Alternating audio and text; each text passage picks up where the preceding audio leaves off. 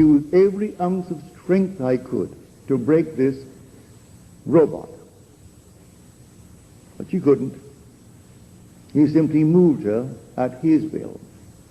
And she played the part of a puppet. Then she said, I saw something forming.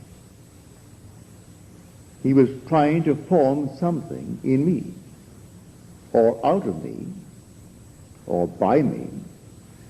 But something was forming, and it seemed to be formed out of hot, liquid glass.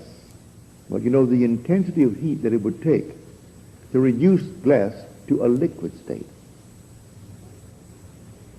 And then I noticed that the form of a man took shape, and it came out of the top of my head. The head was perfect, perfectly formed, but the rest was still a mass, not yet formed. I would say to her, it was perfectly formed. Don't expect below the head to find anything you're going to find below the head in the form you now wear. I say the form is complete when you saw the head come out of your head. Now in Jeremiah we are told, the last verse of the 30th chapter, the fierce anger of the Lord will not turn back until he has executed and accomplished the intents of his mind. In the latter days you will understand it.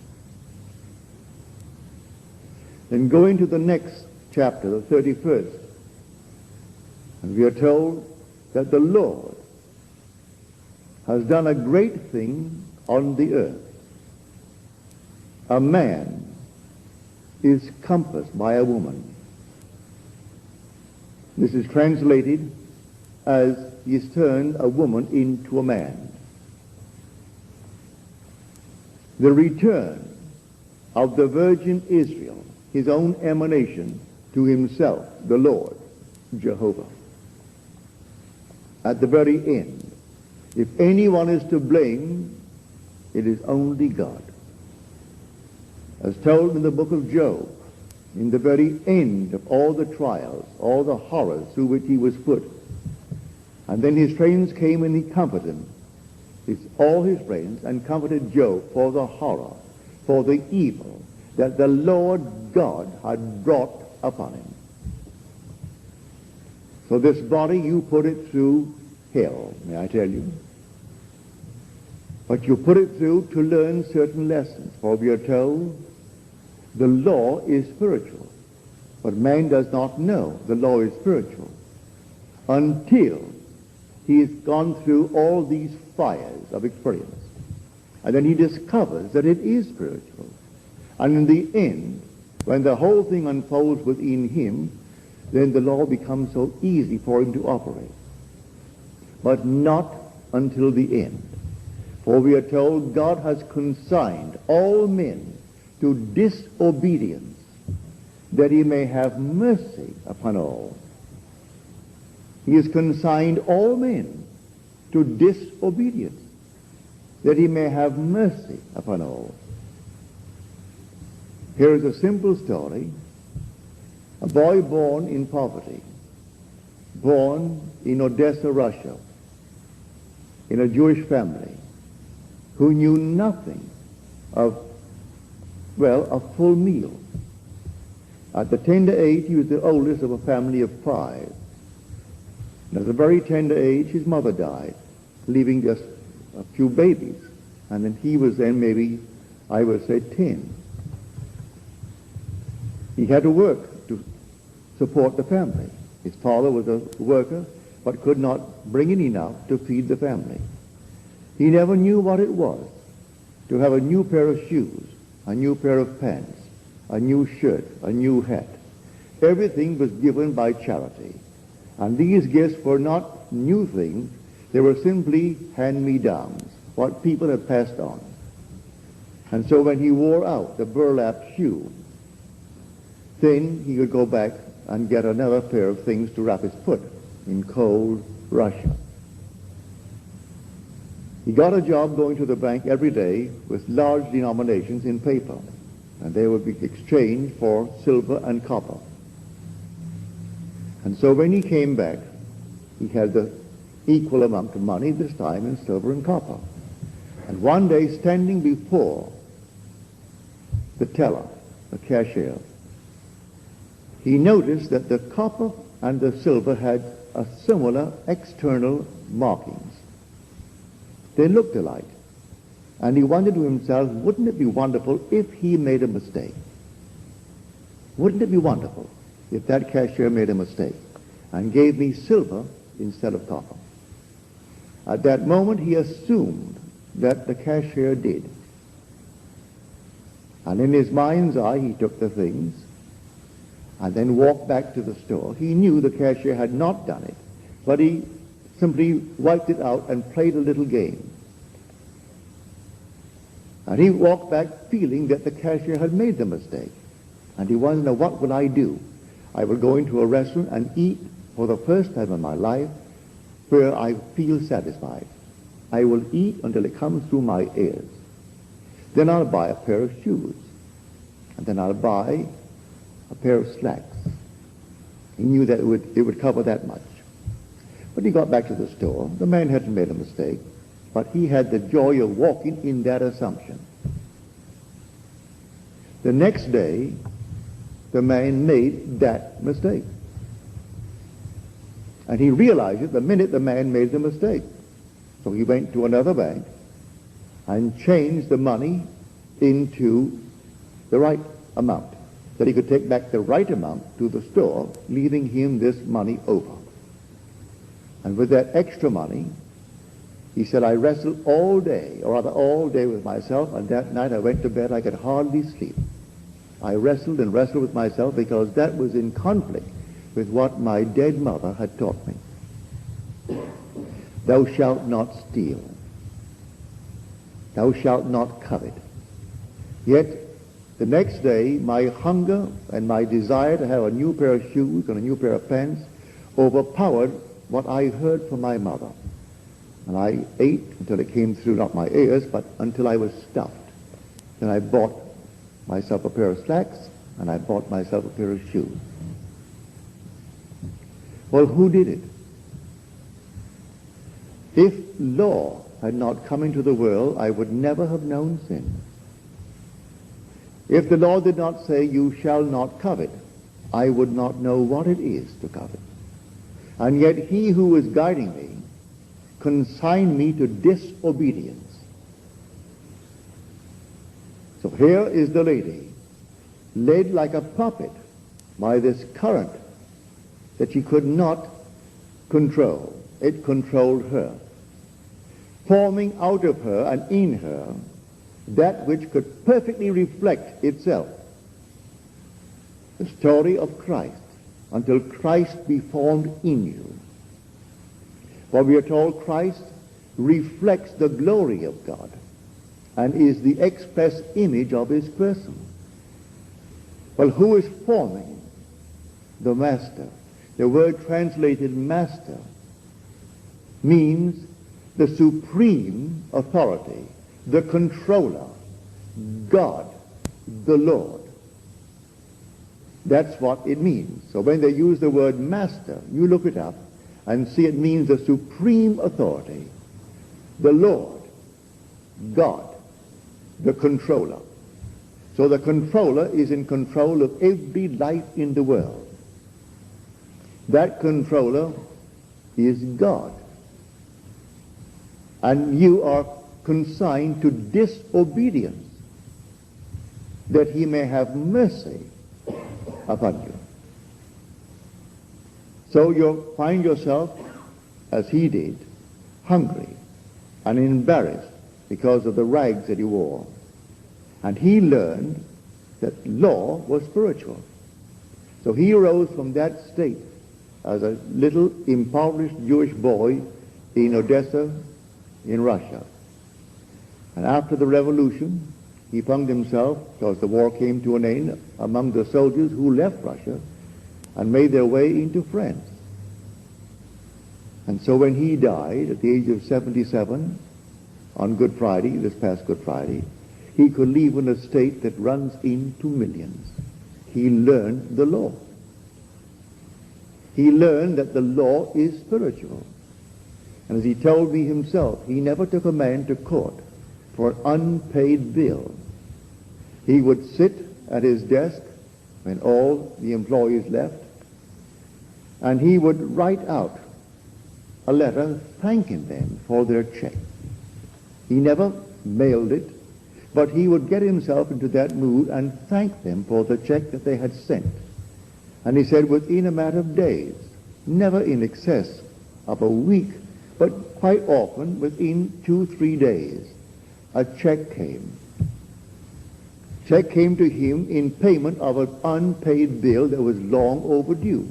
So he said, I never once had to lose a friend, for I cannot remain in business and lose customers.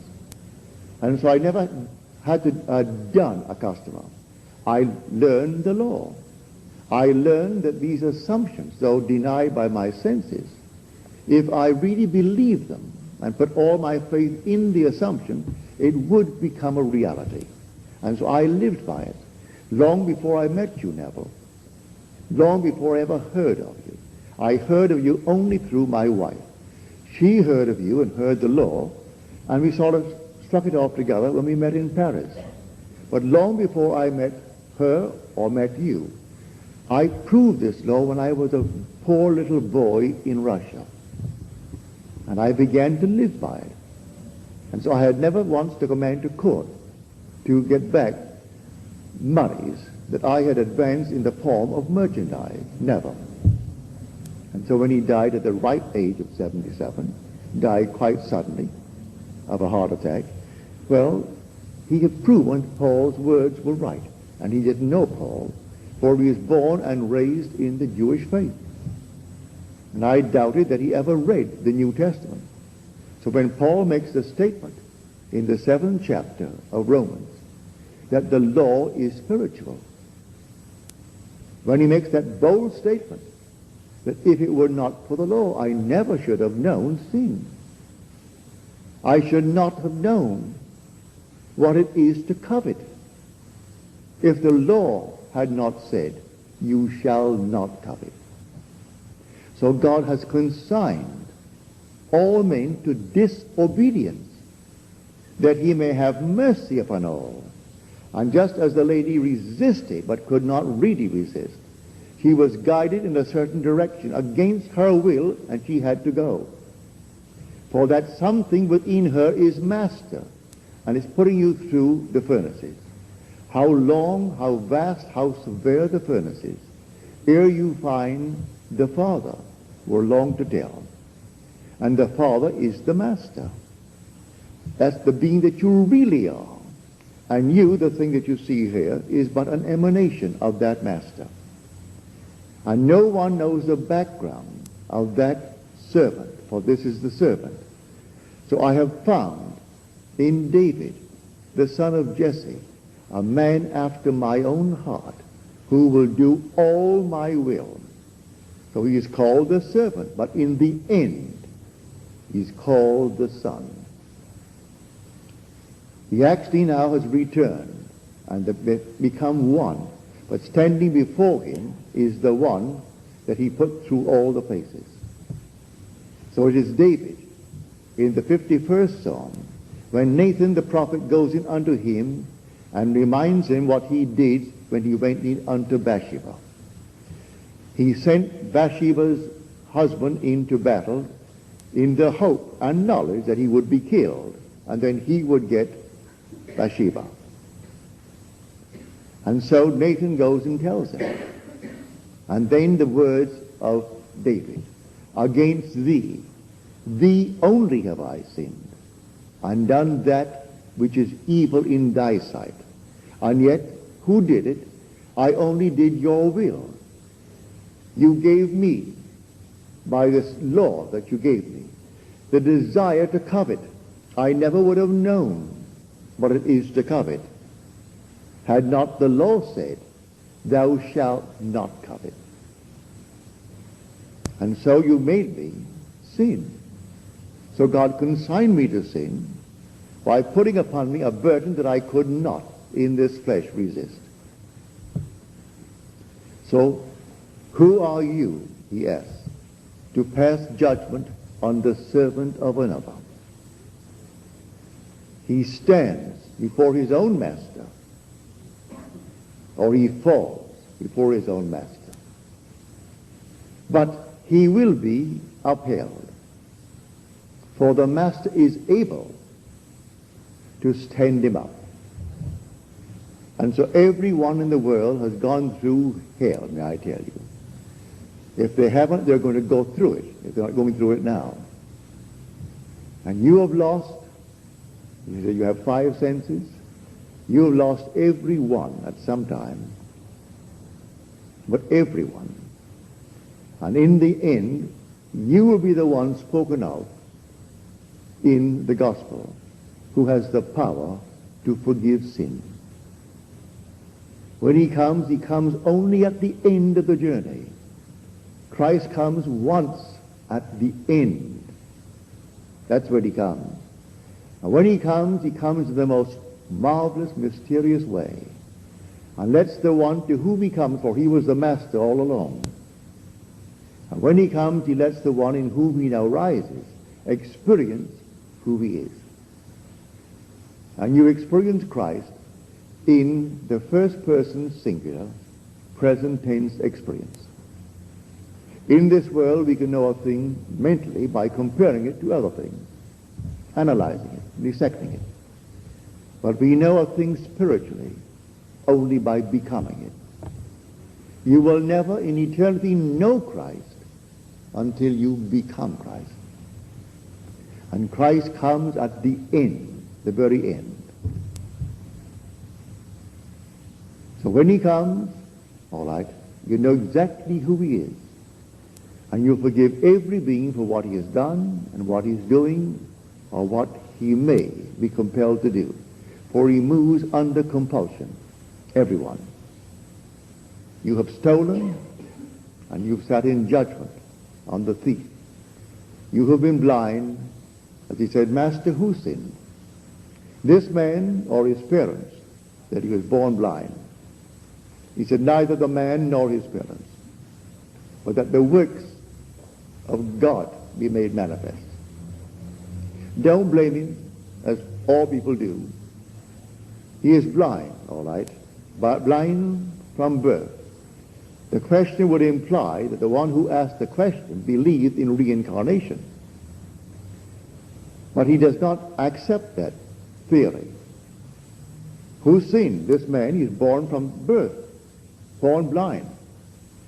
Who sinned, this man or his parents, that he was born blind?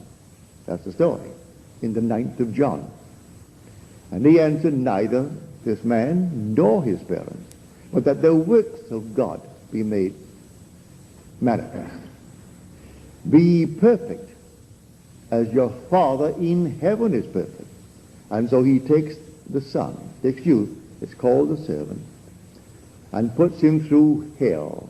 As she said, what fires it must have taken to take glass and turn it into a molten state. It was hot, liquid glass formed into a man. And it came out of the top of my head. And the face was that of a man. It was complete. That's the word, perfect, complete. But the body was not, because the body is not going to be like this body. It's going to be that glorious body of which I spoke time and again, where it moves up like the seraphim. That fiery, fiery serpent. The face, yes, is human. The voice human. The hands human.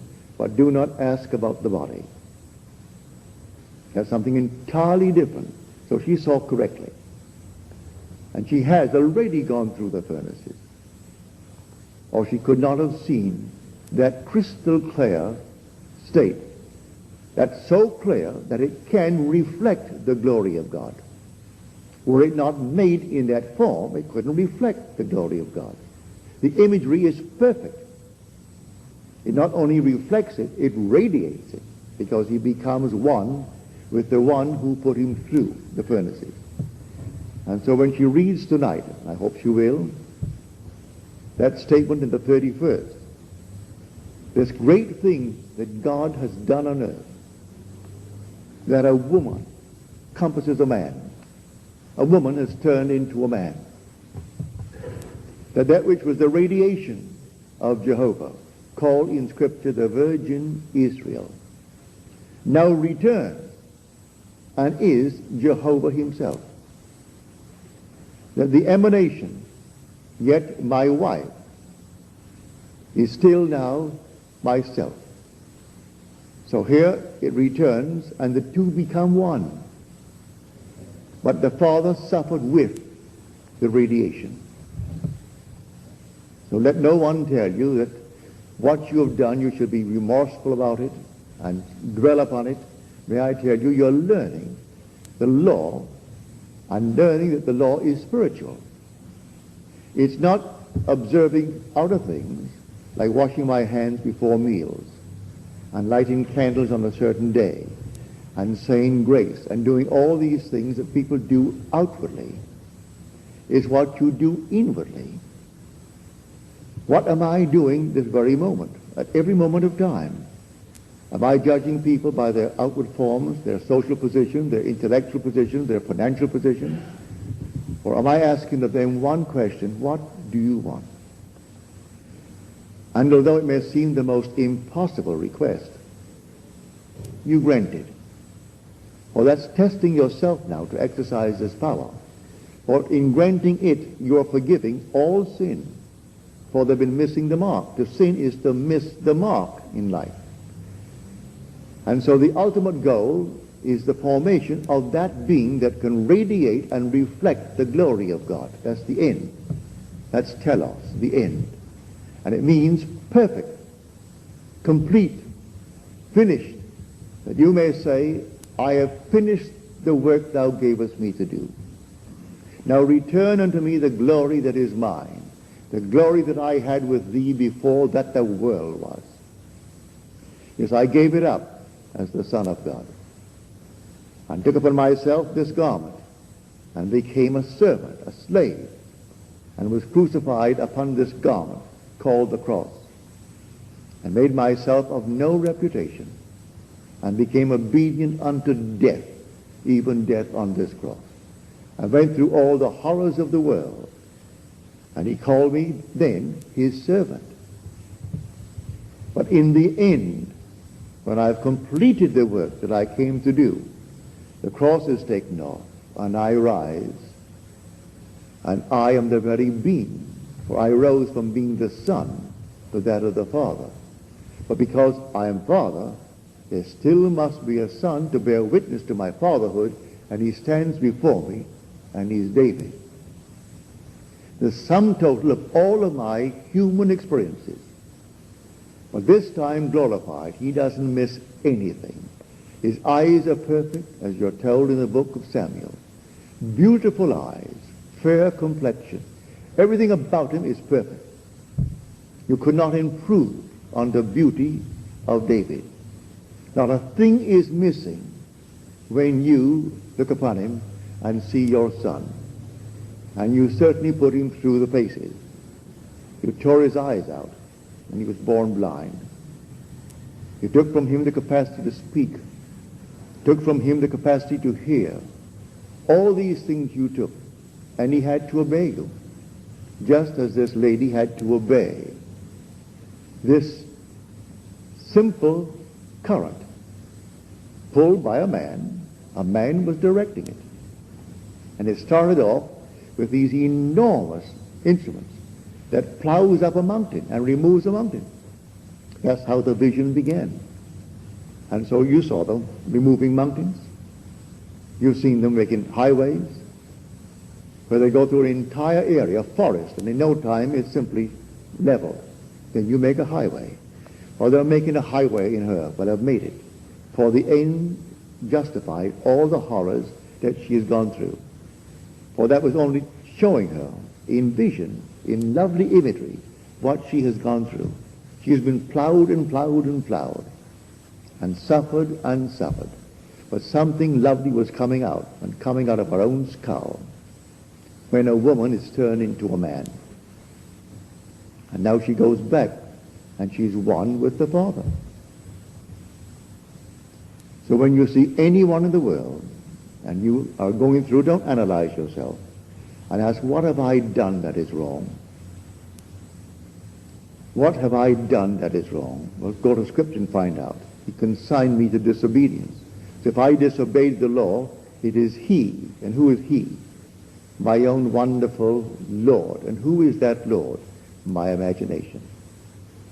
That is the Father. That is the Lord. That is the Master. And so I've obeyed Him every moment of time. And when He took me up as a boy and shipped me 2,000 miles away, unschooled, without any friends, any relatives to receive me, because the drive was so intense and the urge to go, I had to get going. And when I was fired from one job, and then always fired from the other when I quit, and with that intense desire to do something that was different, it was He who was guiding me all along. It was He who took me to London, when I really wasn't qualified to do it. And then in London to find a man, a retired engineer, who liked the psychic world and introduced me to this way of thinking. There was just a little spark. It was all there. He only had to put the spark to it. So when I came back, I was living in the second-hand bookstores in New York City. When I could afford a book, I'd buy a book. When I traveled as a dancer, I traveled with my library. When the others played cards through the day to kill the time between shows, for we did 3 and 4 shows a day, I was reading my books. And when they went out after the show at night doing certain things, I would take my books. And I built my library that way. When I could ill afford to buy a book, that's where I spent my money. So I tell you, everyone is playing the part that the Master has determined. And we think that we are so completely free in this world. We aren't free until the end. Not until the very end, when the Son sets us free. For if the Son sets you free, you are free indeed. But not until the end. And so, as we pass along, we are discarding the errors and holding on to the truth. And discarding more errors and holding on to the truth. For in the end, I am the truth. I am the way. I am the light. There is no other way. I have told you exactly how it's going to happen. There is no other way. There is in the morning's paper that some publicity agent isn't trying to persuade those who read it that there's another way. And they call it by all these different isms. There is no other way. In the very end, you're going to find who you are. And when you find Him, you are the Lord Jesus Christ. And the Lord Jesus Christ is the Lord God Jehovah. And then will come that inevitable moment when that end is reached, that you take off the garment. And you are one with eternity. And all those who preceded you are not greater than you because they preceded you. You're all one. One brotherhood. And that one brotherhood forms the one God and Father of all. So who are you, asked Paul in his 14th chapter, the 4th verse of Romans. Who are you to pass judgment on the servant of another? It is before his own master that he stands or falls. And his master is able to make him stand. He will be held upright, and in the end it will all be forgiven. So tonight I say to my friend who wrote the letter that I got today, congratulations. And if the visions seem wild at times, I rejoice. Put them down for me and send them no matter how they come. They all make sense to me, I tell you. Your letter was one sheer joy today. And your daughter's letter was sheer joy too. That has tremendous significance. She has seen me in the row, and when this monstrous thing appeared and was just about to bite you, my face appeared. And she told you in the letter, told me at least, it was not the monster's face, it was your face. And then the whole thing vanished. Whenever he appears, it will put an end to all the nonsense. For I have gone through it, my dear.